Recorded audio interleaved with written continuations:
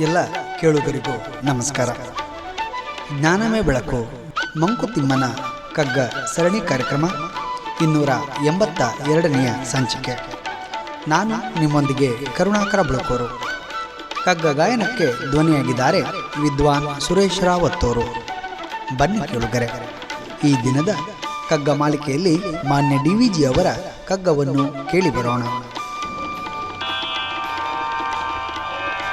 ಋಣದ ಜಾಲವನಂತ ಕರುಮ ಚಕ್ರವನಂತ ಜನುಮ ಜನುಮದ ಕಥೆಯ ತಂತುಗಳನಂತ.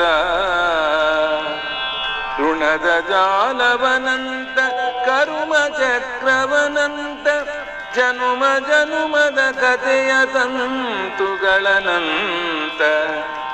ಅನವರತ ನೂತನ ವಿದೆನಿಪ ವಿಶ್ವದ ತಂತ್ರ ಬಿನದ ಪರಬೊಮ್ಮಂಗೆ ಮಂಕುತಿಮ್ಮ. ಬಿನದ ಪರಬೊಮ್ಮಂಗೆ ಮಂಕುತಿಮ್ಮ.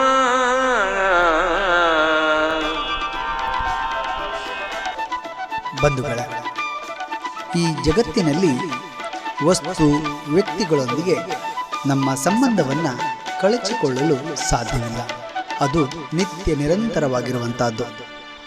ಪೂರ್ವಜನ್ಮದ ಮತ್ತು ಈ ಜನ್ಮದಲ್ಲಿ ಕರ್ಮ ಶೇಷಗಳೊಂದಿಗೆ ದೊರಕುವಂತಹದ್ದು. ಬಂದಿರುವುದನ್ನು ಬಂದ ಹಾಗೆ ಬದುಕಿನಲ್ಲಿ ಅಳವಡಿಸಿಕೊಂಡು ಜೀವನವನ್ನು ನಡೆಸಬೇಕು. ನಮ್ಮ ಬದುಕಿನಲ್ಲಿ ಬರುವ ಕಷ್ಟ ನಷ್ಟಗಳನ್ನು ಅನುಭವಿಸುತ್ತಾ ಸುಖವನ್ನು ಸ್ವೀಕರಿಸುವ ಗುಣವೂ ಇರಬೇಕು. ಋಣದ ಸಂಬಂಧಕ್ಕೆ ಎಂದಿಗೂ ಕೊನೆ ಎಂಬುದು ಇಲ್ಲ. ಜನ್ಮ ಜನ್ಮಾಂತರಗಳಿಂದ ಬಂದಿರುವ ಕ್ಷಣಗಳನ್ನು ಬೆಸೆದುಕೊಳ್ಳುತ್ತಾ ಜಗತ್ತಿನ ಪ್ರಕೃತಿಯ ಕ್ರಿಯೆಗಳೊಂದಿಗೆ ಬದುಕುವುದು ನಮ್ಮೆಲ್ಲರ ಕರ್ತವ್ಯವಾಗಿದೆ.